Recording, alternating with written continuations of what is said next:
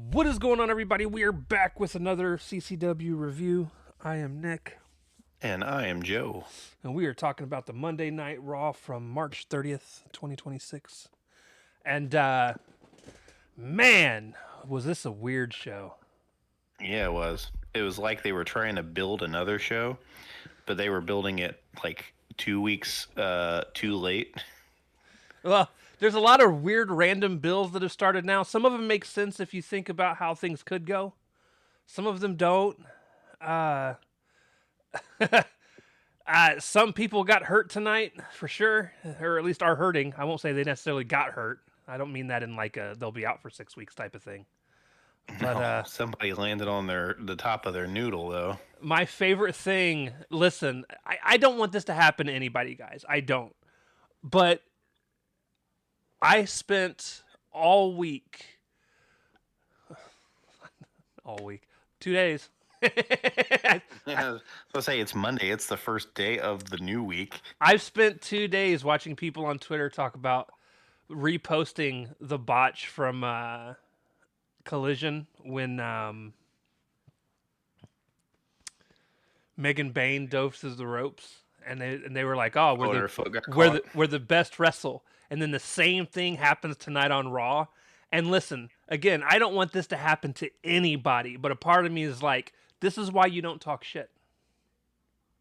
This can happen and does happen to anyone. To everybody. Everybody has a momentary lapse. No one's perfect. Mistakes Yep. happen. And Yep. we can only be thankful or hopeful that nobody gets seriously injured when they do happen. But Now boy, we I know. thought someone died. Let me tell you.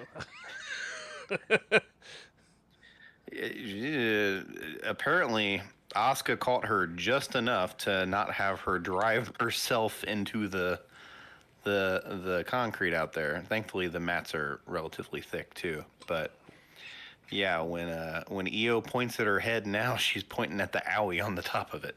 That's the fucking truth. So yeah, we're in Madison Square Garden, and I'm supposed to believe it's special that they're there. LMAO. And Because it's just maybe another 20 years ago. fucking show. Not even 20 years ago. Okay, listen. Maybe it's because I'm not from New York, so I don't have the like same hold on to like wrestling tradition. I don't give a fuck about wrestling tradition, and I never have. The only shows that have ever truly felt special in terms of like Monday Night Raw that outside of the normal just every Monday that the show's on are like anniversary shows, right? Where your Sure. 300, 500 episode anniversaries, we got to live through the 1000th anniversary of Raw, where all of DX like came back together for a show. To bury the Um, revival. Yeah, to bury the revival. To collectively bury the revival. But no, those types of things feel important. Coming back to an arena does not for me, especially New York. Like fuck New York. No, I'm kidding. I'm not, but I am. It's just that's I where they just have a lot of their history because that's where their main shows took place back in the Vince Senior days. right. So it is what it is. They're hyping it up, and we start off with Cody Rhodes coming out, and I was like, "The fuck, this ain't his show." Yeah, I was waiting for Punk to come out and be like, "Brother, are you lost? Why all you SmackDown people keep showing up on my show?" Sadly, he asked the crowd what they want to talk about, and immediately Stephanie McMahon's music hits, and she comes out, and I said, "What the fuck are we doing? Is she on the payroll? Why is she here? Is she here to talk about that New York is where she created women's wrestling? I don't know what we're doing." You beat me to that. So she comes in, and Cody's like, "All right, I guess, what do you want to talk about?" And she's like, "Of course I'm going to be in New York. This is the house my grandfather built." And I'm like, "What does this have to do with you?" Like, I'm still confused. Explain, woman, explain. And she's like, and then she says, she wants to talk about Cody, Randy, and Mania. And she said her, Cody, and Orton are multi-generational talent in the business. And I laughed out loud, ladies and gentlemen. I laughed because, like, you're right about two of them. When the hell are you considering yourself talent? You're talented at getting kidnapped by The Undertaker. You're talented at getting kidnapped by Triple H. Okay, I guess you're just talented at getting kidnapped And drugged. and drugged and forcibly married. You're the antithesis of everything you should be. Anyways, It was a little harsh, but I'll allow it. Oh listen, God, dude, she's about to be a Hall of Famer. I do want you guys to understand. I do not have near the Stephanie hate boner as it sounds like I do. I actually like Stephanie McMahon. I just don't know why she's here. Okay. She explains why she's here because she knows that Cody's not ready for this Randy Orton. Oh, listen, she probably doesn't even remember this Randy Orton. A boot to the head might do that to you. Anyways, she says that he doesn't have to be diabolical like Randy, but he has to be able to think like Randy, and then goes on to say that you're not your father. Like your father used to be able to roll with the punches and be able to come, take up any task, but you're not your father. And I was like, well, that's fucking rude. Yeah, it was literally just the setup for his rebuttal. So then he's like, yeah, well, guess what? You're not your father either. And here's the thing. I knew what he understood, and I took it as that was pretty fucked up. But the problem is, in today's day and age, most people are going to be like, well, it's a good thing she's not her dad. Yeah, the New York crowd popped like crazy, though. They were like, ooh. The point of it, and I actually got into the point of it, and I actually got into it with a guy on the internet, because that's what we did. Imagine that. And I was like, because the dude was like, oh, is this supposed to be a bad thing? I was like, listen, it's both a good and bad thing, right? She's not her dad in that she didn't revolutionize the industry. She didn't make it as popular as it is, and isn't the reason that it's where it's at today. Everything else, it's actually a great thing she's not her dad. Yeah. She's not got all those cases hanging over her head. Right.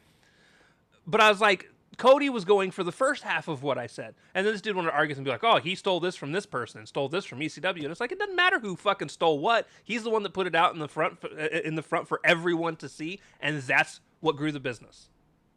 Like, stole what? I mean, the business is the business. The business has been parroting itself constantly. Right. That's what the territories were. You got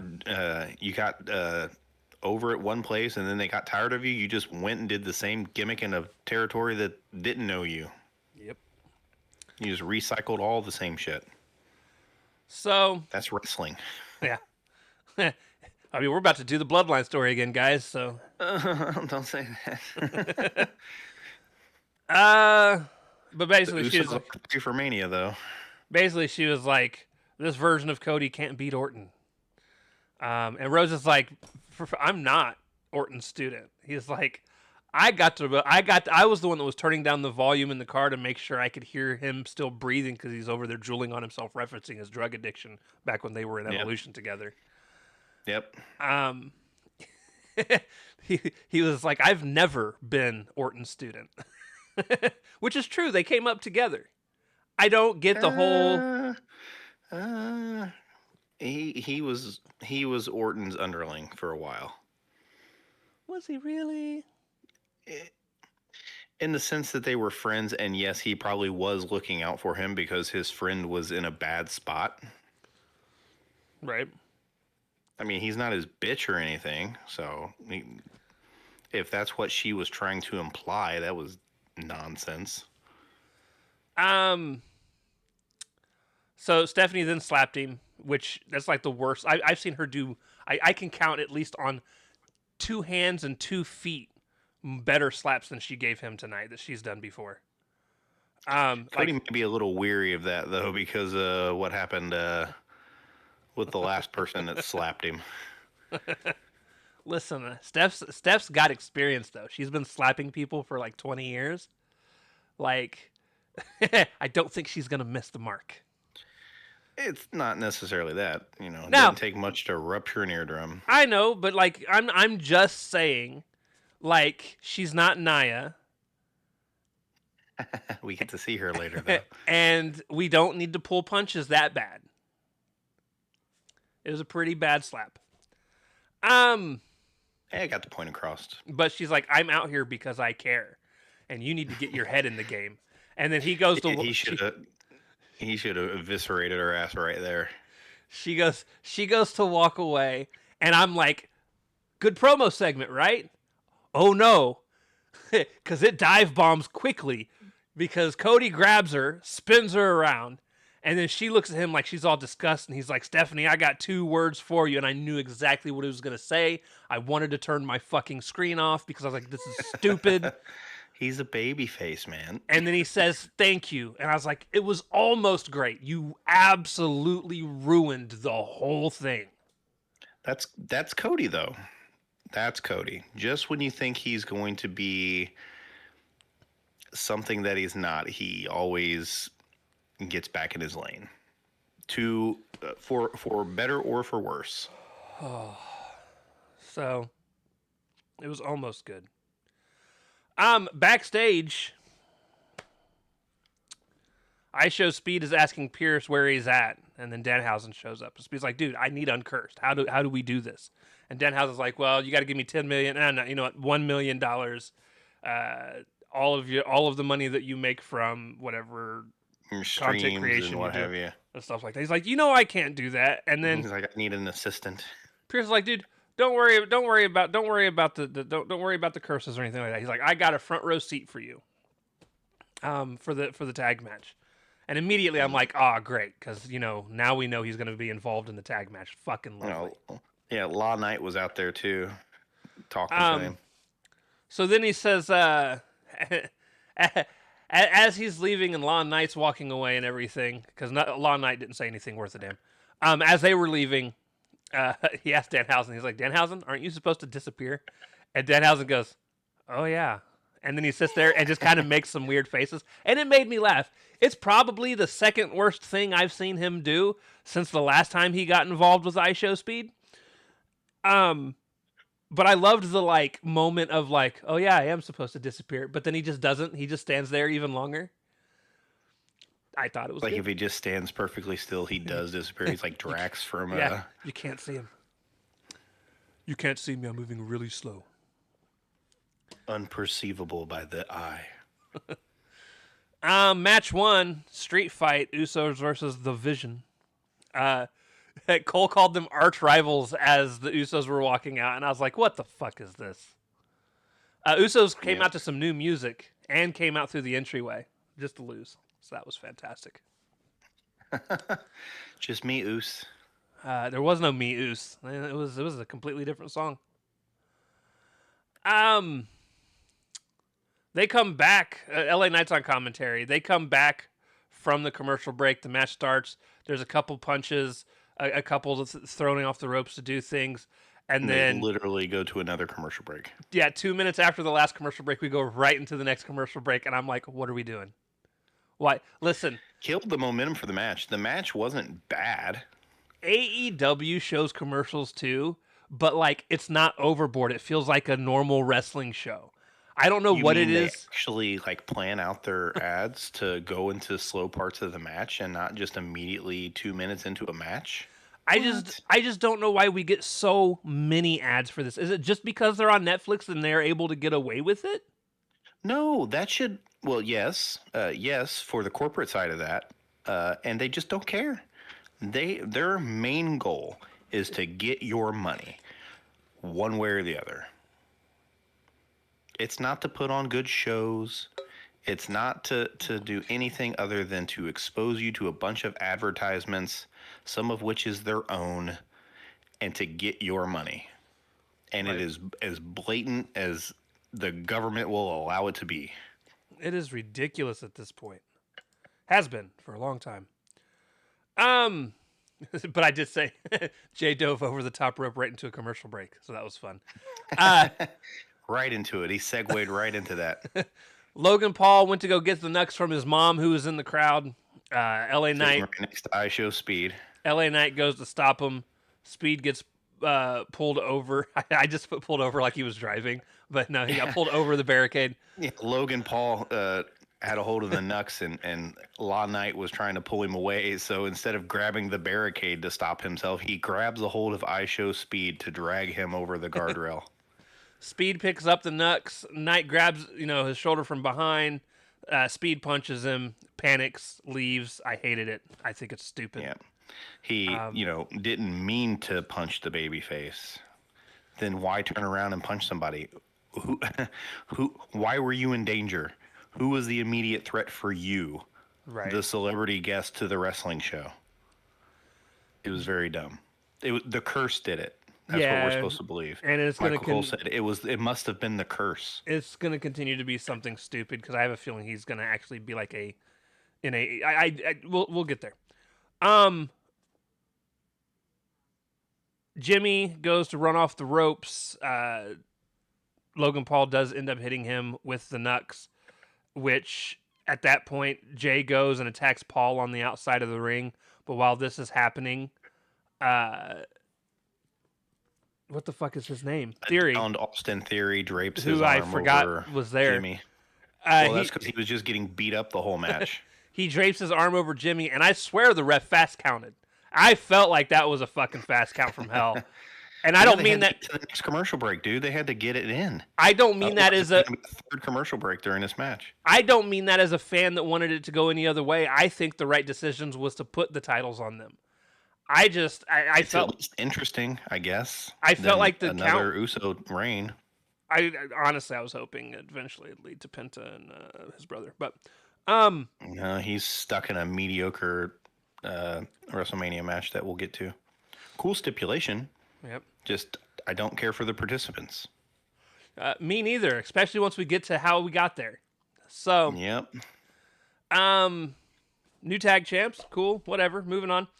In ring segment, Liv comes out, starts off very annoying. Yeah. It gets to be that's just her character right now, and it's awful. It is. But it tones down the annoying side of it. She says some pretty good things. She's mad at the sneak attack from last week, but she's like, "You only attack me from behind." I'm like, "Isn't that how this started with you attacking her from behind?" Like, that's the double right. standard of stupid shit that annoys me.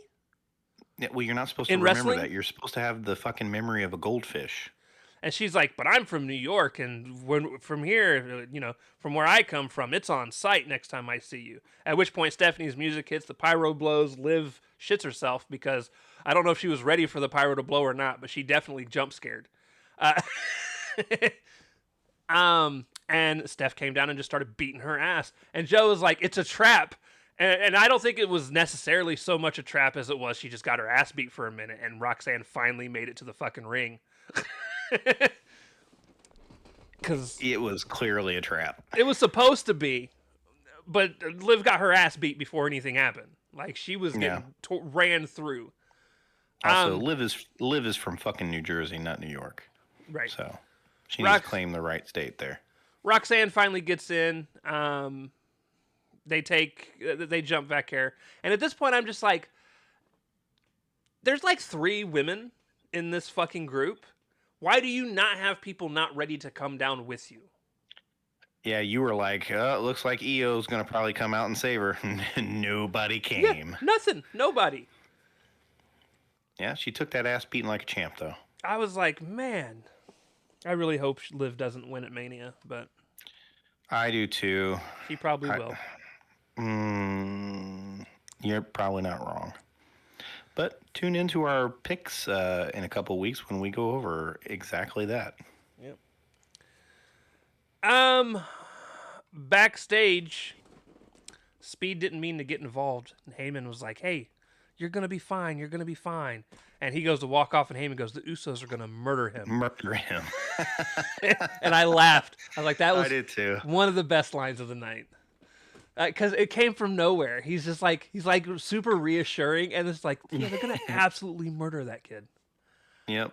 And rightfully so. I'll be happy to see that. At this point, Pierce pops in, and he's like, "Hey, have you checked your email?" And Heyman's there was too many mentions of the word email. Ugh. Heyman's like, "No, I didn't check my email. I've never checked my emails." He's like, there could be memos. You could come up and just say something to me. He's like, "But no, if somebody's gonna draft it, I don't do emails. I'm a busy man." And he walks off. And then match 2. Oh my God, this is my stinker of the night. Yeah, there was no good match of the night. The main event match tried, but and then someone almost died. Yep. Women's tag title match: Last Legend and Nia Jax versus Bayley and Lyra Valkyria. And let me tell you guys, when 3 of the 4 women in this match were in the ring, and it was just 3 of the 4 women, I was fine. I was entertained. It wasn't terrible. But Nia, listen. They all were not on. This was not the top of anybody's highlight reels or anything, because this was rough. This wasn't even a good. Listen, no, I'm not done running through this woman. I had no problem when it was Lash. I had no problem, regardless of who she was in the ring with. I was like, there were some really cool exchanges where like she absolutely laid out. I believe it was Lyra with a clothesline at one point, and With I a was like, giant boot that looked good too. oh yeah, she booted the shit out of Bayley, I think. Yep. There was a really cool moment that involved Nia, but it was only because Bayley was getting 10 punched in the corner, and Bayley power bombed Nia Jax. Yeah. Walked her to the middle of the ring. Walked her to the middle of the ring to slam her. And then power bombed her. And I was like, that was cool. Even though she didn't land the power bomb right. She landed on the lower part of her back. But that's whatever. They're wrestlers. They land wherever they want to land. So. Well, I'm sure Nia doesn't have a ton of experience taking a power bomb. So That's true. So. Anytime Nia was in, though, dude, I swear. Like, we came back from commercial break one time and she was in the middle of dancing on the apron as she was getting back in the ring. And I'm like, what in the Nikita Lions are we doing? This is terrible. And like, she would go to like clothesline and it just looks so bad, dude. Everything she does just everything looked. And there's people that love this woman as a wrestler, and I'm like, I don't get it. And listen, not everyone else was not doing all that great either, but No, it was at everybody least looked like they were pulling their stuff, like they were afraid to actually hit anyone. And then to top it off, we get to the end of the match, and 2 other teams come out. It's the fucking Bellas and Charlotte and Alexa. And they come in and they're standing on the outside. Nia and Lash take pretty much the 4 of them out. They go into the ring. Lyra and Bayley are about to win. And then all of a sudden, Charlotte and Alexa Bliss slide into the ring and just start attacking Nia and Lash. And I'm like, yeah. The baby faces got the other baby faces disqualified. Why was it not why wouldn't it be the Bellas? That would make sense. And all this just so we can get the most uninteresting 4-way title match I have ever seen on a card in Mania? Yeah. It's literally just to get Bayley on the card. I think it's more to get Charlotte fucking the Bellas on the card. Well, it's succeeding at all those things because 8 women are going to be needlessly shoved into one match, and it ain't going to be very good. Listen, if they're smart, they won't have it open the show. I'm just saying. No, they'll probably have one of the women's championship matches open the show. It'll probably be Jade and whoever her opponent is. I can't even remember who Jade's facing. Rhea. It'll probably be Rhea opening again. That'd be like 3 in a row for her, I think. It would be. Because she did the one with Charlotte 2 years ago. Last year it was her in the 3-way dance with Io and whoever else. Io and who? Was it Io? It was Io and somebody else. Was Bianca? It was Bianca, yeah. Yeah, because that's where Bianca got hurt. Yeah. Because Bianca and Rhea kept ignoring Io, and Io was the champion. Yeah, it was a fun moment. It was a banger match. It really was. Listen, my favorite women's match of all time is the Rhea Charlotte from 2 years ago. My second favorite women's match of all time is the triple threat from last year. Yeah, those are 2 good ones. Yeah, that Rhea Charlotte one where they were just beating the shit out of each other, dude. Oh my goodness, beating the hell out of each other. Anyways, in-ring segment. I enjoyed this. So, for all the wrong reasons, Brock Lesnar comes out in his wrestling gear. And Heyman comes out with him, and he does his normal rundown of I'm the advocate, the oracle, the whatever else you want to do. I'm about tired of Heyman. Yeah, this show has a lot of Heyman in it. They have for a couple weeks now. Yeah. Well, he's the most interesting person in the stable. He's Don Callis of WWE. Oh, man. He's got things, his hands everywhere, and I'm not wrong. No, but I'm sure that Paulie would not like to be called the Don Callis of anything. I guess technically Don Callis would be like the Heyman of WWE or of AEW. Either way, Don Callis has gone over and above as far as way too much. I have something important to say. Heyman's getting I love that phrase. I love that fucking phrase for some reason. It's because you know it irritates me. It has nothing to do with the phrase itself. You know it irritates me, and you're like, that makes it great. That's what I cling to. Brock Lesnar comes out. Paul does all his rundowns of the normal stuff, and then he's like, I'm here to advocate for Lesnar. He's like, Lesnar was not dressed to fight last week. The week before, he was distracted by Seth, and both times Oba came out, and he's like mid conversation of like trying to come up with excuses for Brock, and Brock finally just snatches the fucking mic from his hands, and he's like, you know what? I'm sick of this shit. Oba, get your ass out here, and he fucking slams the mic down.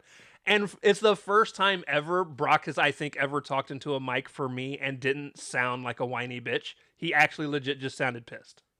He's done it a few times, but yeah, he when he wants to talk and be intimidating, because he is an intimidating man. He's a big fucking dude. He can be intimidating, but he always has somebody else speak for him. So, at this point, Pierce comes out. He's like, no.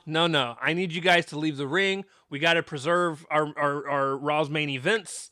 He's like, we can't have this going down, and we need to make sure that you guys can both make it to Mania to have your match there. He's like, I need you guys to leave. And Lesnar's like yelling at him, telling him to get his ass out here. And then all of a sudden, the lights go out. The Oba's beginning intro kicks on with the green flashy lights and everything going on. And, you know, they do the really cool light from the background where he looks like he's standing all goofy like. And he does his march so much. And see, I love it for the same reason you love Don Callis' intro thing. Because I know it drives you nuts, and I'm like, that's why I like it. But yeah, you're like, yeah, keep stepping. He stops halfway down the ramp and starts to walk normal until he gets to the ring. Until he gets to ringside, and then he did it around the entire fucking ring. He started at the steel steps on the left side, turned, fucking marched all the way around the ring until he got to the other side of the steps again. So, Oba was circling his food. And he eventually gets in the ring. And as they're about to go at it, or no, I'm sorry, we missed a whole section. As he's walking down the ramp, security runs up to stop him. The first dude gets tossed into the barricade and might actually have a concussion.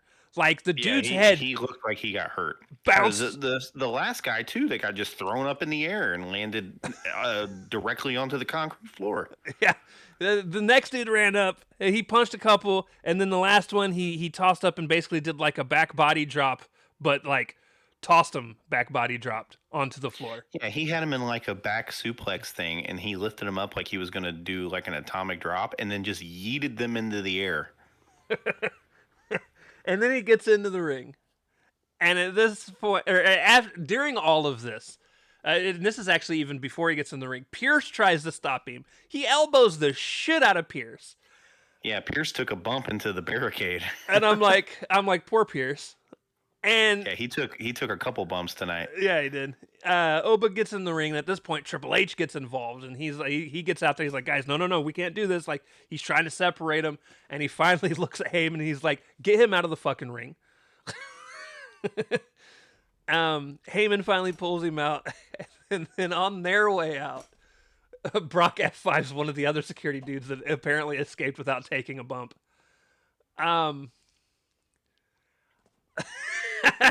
My favorite build to any match has been this build because it's been no bullshit. It's just somebody comes out, someone else comes out, they fight, they move on. Yeah. There was no mention of anybody's I father being buried. There was no bodily fluids being thrown out. It was just big meat it's slappy men wanting to big meat slap each other. again, I don't like Lesnar. I haven't for a very long time. Very long time. And this is even before all the allegations and shit, right? I haven't been a fan of Lesnar probably since his first stint in WWE. So you haven't been a fan since like 2002. But this build has been really fun for me in terms of just the stupid shit that happens.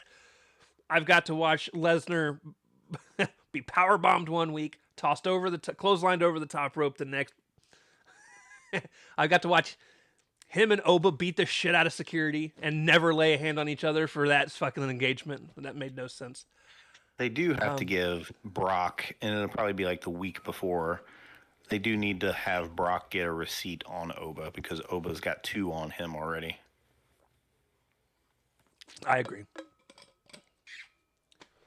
So anyways, Obafemi is ridiculously over with the crowd. Ridiculously over. Yeah, because of the chant and the stupid walk. My exact words in my notes is Obafemi's music hits. Oba is over as fuck with everyone except for Joe. Yeah. Who hates the walk I too don't- much to give him a chance. I don't dislike him. I just haven't seen enough of him. And he doesn't wrestle. He just does his march and then he leaves. But yeah, this is a keep Triple H out of an important screen moments level impossible. Well, of course not. You know, he's building up for his Unreal footage that'll be released post Mania. Yep. Vignette, Finn Balor says that he was in a family, made some enemies, and made some bad decisions. Tried to make a man of Dom out of Dom. He said that he was the one Dom turned to when Dom turned on his dad. And he didn't lose the IC title because of Balor. It was because he's a self-centered jackass, and now he has to destroy somebody that he helped create. And I hated this vignette, not because I dislike how Finn came off or anything like that. It was just bullshit. Finn, in the history of Judgment Day, has been the most vile character of all of them. He's the one that talked them into turning on Edge, wasn't he? Yeah. And He Priest. somehow lost that when they went away from the spooky stuff and then started just playing video games in the quote-unquote clubhouse. But he was like behind almost everything. And then now I'm supposed to believe he... Now listen, I love Finn. And I would be perfectly fine with him being a heel outside of Judgment Day. You want him to still be a heel? You can have two heels go at each other because one of them just don't like each other. Yep. Let Fergal be the king. King Fergal.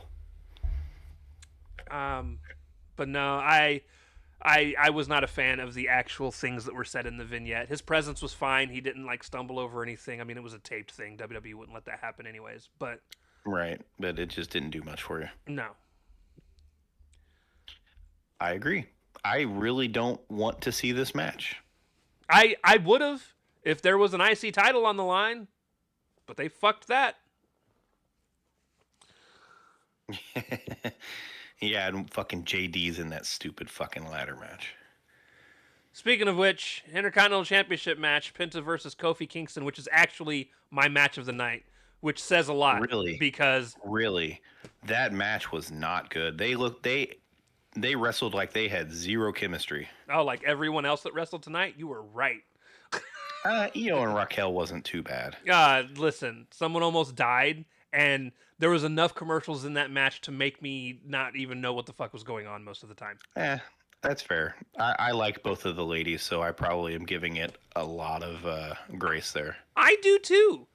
The only thing I don't like from Io is her stupid face point. Now she's got a reason for it, though. Ow, ow, ow. She's This is just where I pointing, ow, ow, land. ow, ow, This ow, is ow, where ow. I land. I just. And I've always liked Raquel. I've always thought she should be pushed more. I don't know how you push her more and then ruin the people I am bigger fans of. Yeah. Yeah. She's the muscle for somebody like Liv, and she'll probably never be able to escape that, unfortunately. She needs to, because she's a good power woman. And listen, as a fan, would I like to see Stephanie Vaquer stay the world heavyweight champion for the next 10 years? Probably not that long, but Yeah, that's a little excessive. but I'm not looking for the day that she loses it. So WrestleMania is going to suck for me. But uh, Well, maybe Raquel is the one who takes it off of Liv. Who knows? maybe we'll They see. only like the tiny uh, high spot girls now. They've moved away from actual workers. Nah, that's not true. They still like Rhea.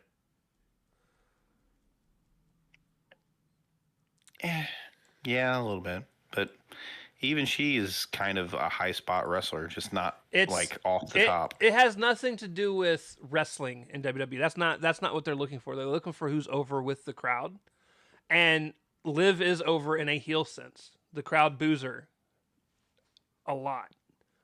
The problem with Raquel is she's not getting either. And Yeah, people aren't appreciating her work, and they're not having that kind of crowd reaction. I would agree with that. she needs to find a way to get over with the crowd one way or the other, whether it's heel, whether it's face, whatever ends up working for her in the long run. Yeah, because she's only getting over as an accessory, Right. which is a bummer because her work is much better than Liv's, Absolutely. at least recently. The only thing Liv has over, and not by much, in my opinion, is I think Liv's finisher is better, personally. No, she's got to do. Well, yeah, it's clever. It's flashier. It's cooler. It's not a powerhouse. There you go. Yeah, it's not just a Chokeslam. choke slam power bomb thingy. But again, Raquel's fits her perfectly fine. I don't think she should change it. But they need to agreed. do they need to do something with her to help get her over, to put her in a position to be able to vie for the world title in some way, shape, or form. If it eventually means she basically ends up having to take on Roxanne and Liv on her own and become that super baby face that's tired of the bullshit, that'd be a good way to do it. She would be good at it. She may need a mouthpiece, but Maybe. I don't know who that would be. So anyways,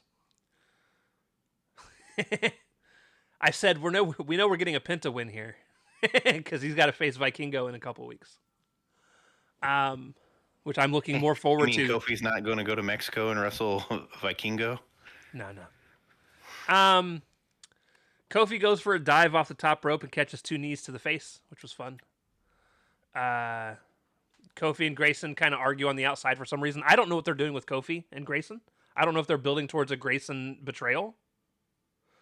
I don't know. Well, they were using Grayson in this match to try to explain why Kofi lost, which was completely unnecessary. Yeah, no. Like you said, stoking betrayal of some sort. Grayson was laid out on the outside of the ring. I don't know how he helped cost Kofi the match. I don't. He tried to stay out of it after Kofi he was told kept telling him to, and then he went and rubbed it in Kofi's face, and then ate a terrible destroyer on the outside, which looked like more like a sunset flip than a fucking destroyer. Right. Kofi scolds Grayson again on the outside. That's when Kofi was like, "Stay out of my fucking way," basically. So he went and sat on the corner. Kofi does manage to hit Penta with the Trouble in Paradise in the ring, but Penta kicked out. Shortly thereafter, Penta ends up hitting the Destroyer and gets a 3 count. Post-match, Penta announces a ladder match at Mania, and it made it sound like it was an open challenge. In my original notes, I was like, maybe this is how they get Jericho in, and it's Jericho versus Penta in a ladder match, which would be terrible. I don't want that. But you knew it was going to be a multi-person ladder match. He didn't say it was. They just dude, said I knew as soon as he said a ladder, and he is like, "You want it? Come get it." I was like, "Oh, multi-person match." So I was like, cool, we might actually get like Jericho or somebody to come in. Maybe Royce Keys will accept it, and we'll get Royce Keys in a ladder match with Penta. Because in my head, they're just going to try and find some way to get these AEW guys to wrestle, ex-AEW guys to wrestle each other. Because Lord knows he's still feuding with fucking Rusev after Rusev and him have been there for fucking ever. Yeah, he's in this stupid match too. So, turns out later on, we find out that we know who all of the participants in this match are going to be. It's going to be Penta, Javon Evans, Dragon Lee, JD McDonough, and Rusev. And first off, 5's a very weird number. I'm just going to throw that out there. It's a very weird number. Because you don't have 3 pairs. Yeah. So I don't know what we're doing with that. Second off, aside from having one person's going to be out of the match at all times. Right. They're going to do the bump and then roll out thing constantly. So then they go on to announce that all these matches were decided on main event. Except the problem is, none of these matches were done on main event. Not one. I don't remember him saying that. I remember them saying like something about Twitter or something. Well, the thing is, it was announced that because originally it was announced that they were going to be doing matches for qualifiers. But then they went on to say that the qualifiers happened already. And I'm like, what are we doing? What kind of build-up? They're booking in reverse. What? Oh, dude, I hate it so much. And here's the thing: the match is probably going to be good. I don't think I've ever seen a bad Penta ladder match in the history of my life. They don't exist yet. Although one time he did break a man's leg, but shit happens. Anyways, backstage, Pierce keeps asking Heyman if he's seen an email. Hey, have you checked that email yet? I sent you something. And Heyman's like, you know what? I'm going to go to the ring and say some things. And no, it basically is like, no, I haven't read it. And he walks off. And I knew where this was going from the very beginning. Like, I knew Seth was going to be there. I knew charges were going to be. Like, I feel like it's, if you've watched wrestling for anything longer than like 10, 15 years, you kind of seen where this was going. Yeah, you've seen this angle happen plenty enough times to know it's coming. So Heyman comes out, tries to blame Pierce for being all loud and how the night's going and stuff like that. And Pierce comes out and he's like, I'm going to ask you one more time. Have you checked the email today? And Heyman's like, I've got my ear to the streets. When you're the Oracle, you know when things are moving and things are happening. He's like, I can see the future. He's like, I know what's going to happen.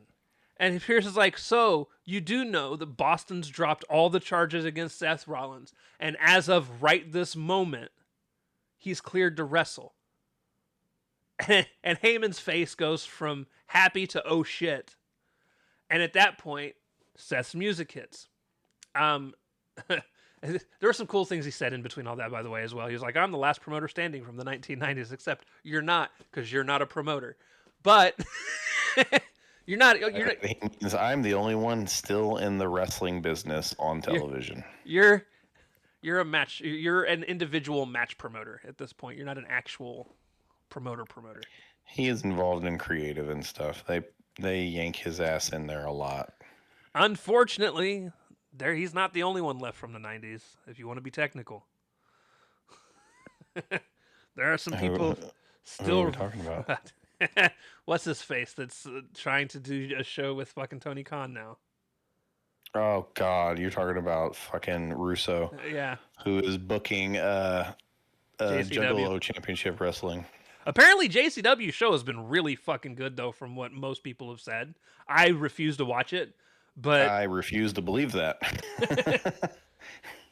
I mean it's weird. It's weird. So anyways, Seth's music hits, Rollins slides into the ring behind him, hits him with a chair. He's got a really cool outfit on. It's just kind of like this trench coat. And I was like, I like this look for Seth. It's kind of dark and brooding. And then For reasons, he gets pulled out from out. There's reasons. He gets pulled out from behind on the ring, and it's Gunther. And for some reason, we're gonna get Gunther versus Rollins at Mania. I don't know why. Braun Breaker must have not been able to be cleared in time, and they were saving Gunther for the backup. I don't know story-wise how this is gonna go. The only thing I got 2 weeks to figure it out and try to explain it. Someone brought it up, and one of the things I do think would be kind of cool is if this is how Gunther gets his match with Lesnar at SummerSlam. If he's doing this favor, he does him a favor, huh? Interesting. And then they can turn this around and him be like, "I want Lesnar at SummerSlam, and I want it to be a retirement match," because we all know Lesnar's supposed to be retiring this year. Right. At least that's what's rumored. So for that to happen, do you put Gunther over Seth at Mania then? Absolutely. Okay. I'm not against that. I would actually kind of prefer that, and I think Seth wouldn't lose anything for it, especially because you could protect him with Vision shenanigans. But absolutely. In fact, my guess is while he's not cleared to wrestle, I wouldn't be surprised to see Breaker get involved. Yeah, and then that leads to their build for SummerSlam. Yes. Okay. Yeah, I like what you're putting down there. But that's if they choose to go that way, because again, I've done some really cool booking ideas, and it never happens. Never happens. I'm sure they have a plan in place. But as of now, we don't know what it is. We just know that we're getting these two people in a match at Mania for no reason other than just to have them two in a match at Mania. So, all right. Match 4, Io Sky versus Raquel Rodriguez. At one point, Io kind of spoiled it. Io dove out to Raquel. Raquel caught her. She got out of what was about to be an overhead. However, after getting out of like it, a gorilla press slam. She got well. No, she was going to do the what the fuck is the fucking move called? Dude, it's getting an old thing and forgetting things randomly. She was getting ready to do the Scott Hall move where like he holds on to him and tosses him over. Razor's Edge. No, the other one. His signature. Fallaway slam. Yeah, the fallaway slam. Thank you. That there move. you go. She was getting ready to do the fallaway slam, and Io got out of it, but then she got clotheslined for her troubles on the floor, which isn't the worst thing that happened to her on the floor tonight. We'll get there. No. We've already talked about it technically. She bumped around quite a bit for Raquel too. Yeah, she did. She caught one hell of a big boot a little bit into the match. Raquel at some point goes for a power bomb, gets her a Karananid. Yep. Mid-match, Asuka and Kairi start to get involved. They're trying to do this whole thing where like Kairi is like trying to resist Asuka but just can't. She just doesn't have it in her. And Io finally got tired of it, and she dove out at the feet of Asuka. She dove through the second rope and didn't quite make Asuka. Listen, she barely even made it through the ropes. I don't know what the fuck happened. Like her foot got caught. It wasn't even a foot, dude. I think it's her whole fucking knee on her way through hit. Because the way she flipped. Well, she's also quite a bit smaller than I guess Bane is too. So I mean, it might have been her foot. Yeah. So she clipped the rope. Anyways, she went like a rocket towards the ground. She tried to diving headbutt the floor, and well, she succeeded. She succeeded. I'm saying it to make a joke out of it. I really hope she's okay. I do too, because the ref didn't get to check on her in time, and they allowed Raquel to then do her Tijuana bomb. Yeah. And roll her up for the pin, and then Jessica Carr got over there to check on her. She looked like she was fine. Yeah, because she popped right back up. Listen, I never want to hear anyone bitch about selling from anybody ever again. I just watched a lady dive bomb the floor and then get up like nothing fucking happened. All right? So if people are going to get mad at someone taking a clothesline and popping back up. They're already no-selling everything anyways. What's a headbutt to the floor? So thankfully, she at least appeared fine. Hopefully we'll get reports that she is fine down the line. We'll obviously probably know by next week. I would imagine so. But yeah, she eats a Tahana bomb right after, gets pinned. Backstage, Pierce is asked if Seth is all right, and Pierce is like, "Seth and Gunther at Mania, it's official." And I'm like, I don't care. And then the best moment of the entire night happened, ladies and gentlemen. It was the funniest and mixed with coolest shit. Listen, I liked the beginning of the Punk and Reigns build. The first couple promo battles were really cool. They just started way too early into WrestleMania season form. It has been pretty wet since then, and I don't mean that in a good way. Not in the jizz and baby oil kind of way that Punk was talking about last week. In a bed kind of way. So we get to tonight. Reigns' music hits. He takes his 5 to 25 minutes to walk to the ring. Dude, it was like 12 minutes. He gets to the ring. They didn't even go to commercial break. They could have. He had 2 pyro sections. He gets out to the ring and he's like, New York, acknowledge me. And right after he says it, Punk's music hits. He doesn't get a chance to say shit. Punk comes out. He's got his actual wrists taped up. He's marching to the ring. There was no smiling. He's finishing taping his hands because he's about to throw hands. And Reigns starts taking off. I think he had a jacket on. I could be wrong. It looked like he was taking something off. He had a denim jacket on. Punk takes his belt off, drops it on the floor. He slides into the ring, and they just start throwing hands. And I'm like, this is what we need from here on out between these two before this match starts. Like, this is the only thing you can do at this point. Talking is so stupid. Now, they get outside. As they get outside, Pierce and everybody else come out. They're trying to stop it. Pierce catches another elbow to the face. Pierce and them looked like they were just dancing around them while they were fighting. Punk goes to hit the GTS. The officials pull him off of his shoulders. Petey Williams catches a spear from Reigns. Yeah, he did. Reigns gets back up. He gets GTS'd anyways. At that point, Punk looks over, and like they had already pulled the cover of the table off, and Punk is like, "Fine, I'm done. We're not going to do anything else." He pretends to start to walk away, and then he turns around, he goes over, he picks Reigns up, and this motherfucker picked Reigns up in a power bomb and power bombed him through the announce table. And the reason this made me so happy is we were just talking about it is perfectly fine to have some slightly smaller dudes powerbomb bigger dudes. I believe we were talking about it on our Collision review. Or it might have been Raw's last week, because I think we were talking about... it was Raw's last week, because we were talking about when Brock Lesnar got powerbombed. Okay. Well, for him, he's bigger than Brock Lesnar, so... No, I know. I'm just saying, we were talking about... I gotcha. More people should be able to, like, powerbomb Lesnar, because, like, yeah, he's a big dude, but, like, everybody's a big dude. In wrestling. So it was really cool to see Punk actually powerbomb Reigns and not look like he struggled at all with it either. He flipped that motherfucker up, walked him over, and put him through the table. Now, that's not even the best part. He laid him down a little politely. That's not even the best part. No, it's not. The best part, after the powerbomb, he kneels down next to Reigns and he starts going, Roman Reigns, but as he's doing it, he's punching Reigns in the face. And dude, I lost my shit. So to your point, it started out really hot, and then like the last 2 weeks, it's been kind of weird. The best parts of the last 2 weeks, and including this, has been Punk's little snide comments, like in between things happening. You might want to stay out here. He's gonna need help. Yeah.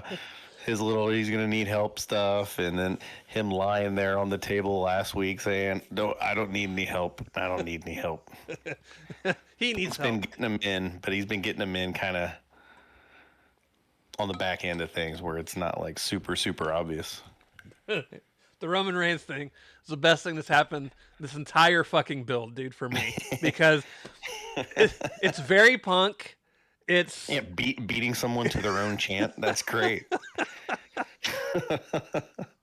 And then he goes and he celebrates on the barricade he can't seem to stand up on top of.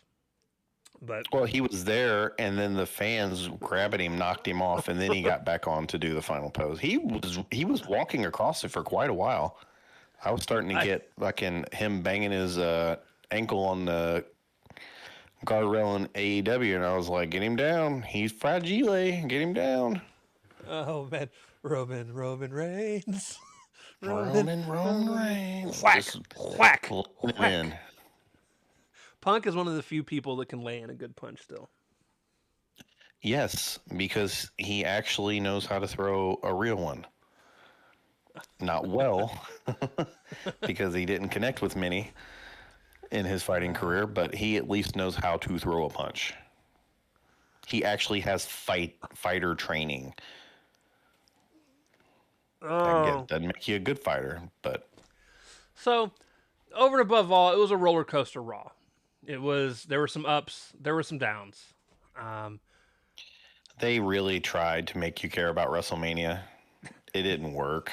the only build I think has been really strong all the way through has been Oba. the Brock Oba one. The Punk and Reigns one, I'm not against. I'm not either. It's just they had 2 weeks of just. Kind of mid, yeah. This is the parts where Reigns was finally getting over instead of just getting. Now, I can't judge the like Cody Orton build. I haven't been watching it. From what I've seen, it actually looks like it's been pretty good. It's been mostly Orton just beating the fuck out of Cody, which I would have loved to have seen if I actually gave a fuck about SmackDown, but I don't, so haven't seen it outside of the clips that pop up here and there. Yeah, I don't care. That match is going to be so fucking boring. It's going to be Cody selling while Orton stands over him, looks crazy. It depends on what they do.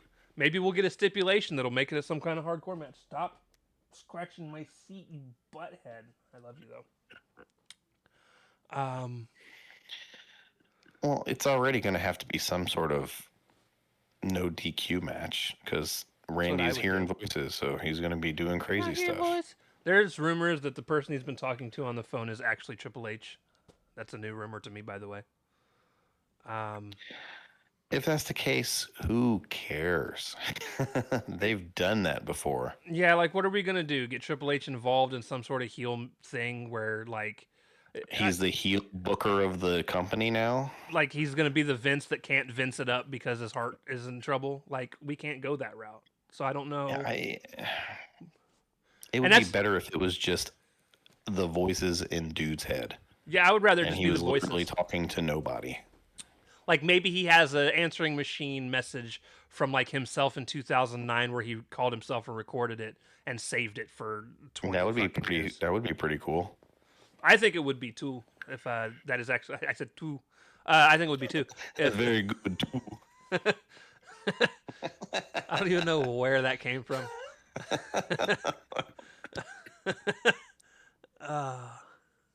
But yeah, I don't. Oh man, I had to mute that. That made me cough. Sometimes I get accents for no reason and it doesn't make any sense because it has nothing to do with what's going on. I don't know what accent is. Tool. Me neither. That's what I'm saying. I don't know where it came from. Fun stuff. But yeah, I don't know. We'll see what happens. But yeah, our next show is going to be Dynamite. Yeah, we got Dynamite and Collision on back-to-back nights. So I know they're fucking up my flow here. I won't get a free Thursday like I normally get. Me neither. But you'll get a free Saturday. So there is that. Okay. Yeah. I see that. Yeah. All right, guys. That is going to do it. All. We love y'all, and we'll talk to y'all next time. Deuces. Later.